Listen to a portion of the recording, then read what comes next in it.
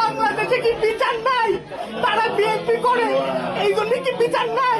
কুরবানি দিলে যেভাবে রক্ত ঝরে সেইভাবে রক্ত ঝরছে, তারপরে তারা আটকে রাখতে হসপিটালে আসতে দি নাই। খুলনার দিঘুলিয়ায় শেরাটি বংশীবাড়ি এলাকায় যুবদল নেতা খান মুরাদ নিহত হওয়ার ঘটনায় চাঞ্চল্যকর সৃষ্টি হয়েছে।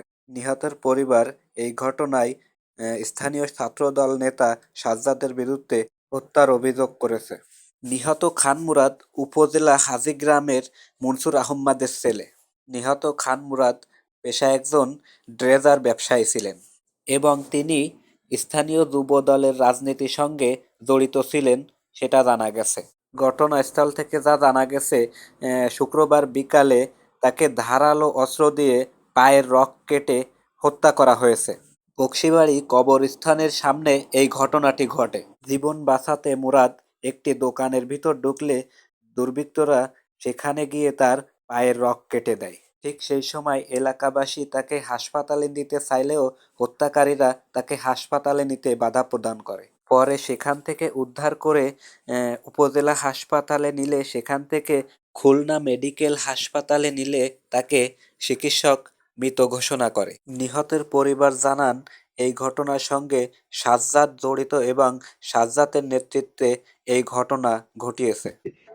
মার্চে দিঘলিয়ায় ছাত্র দলের যুগ্ম আহ্বায়ক সাজ্জাদ, তার ভাইরা সহ তার যে এলাকার লোকজন আছে তারা, তাদের নাম জানি না ভাই, অমানসিক ভাবে হত্যাকাণ্ড করেছে, পরিকল্পিত হত্যাকাণ্ড। তারে মারছে, মারার পরে তার কুরবানি দিলে যেভাবে রক্ত ঝরে সেইভাবে রক্ত ঝরছে, তারপরে তারা আটকে রাখতে হসপিটালে আসতে দি নাই।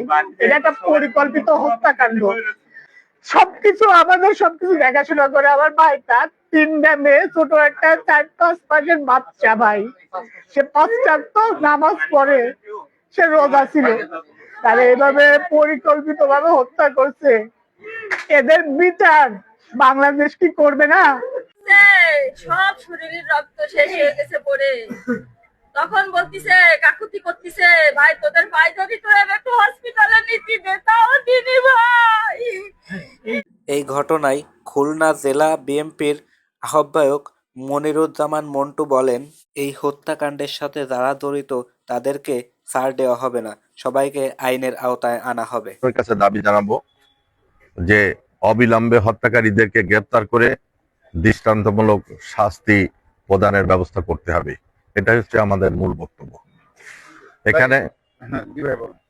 এখানে হত্যাকারীর রাজনৈতিক পরিচয় দেখার প্রয়োজন নাই, কারোর সঙ্গে কি সম্পর্ক আছে এটাও বিবেচ্য বিষয় নয়।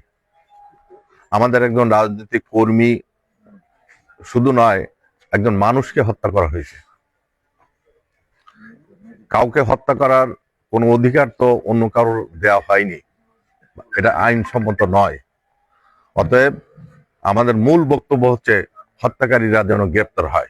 এদিকে এই ঘটনায় এলাকায় আতঙ্ক বিরাজ করছে এবং পরিবারে নেমে এসেছে শোকের ছায়া। শফিকুল ইসলাম, বাস্তবতা টিভি, বাগেরহাট।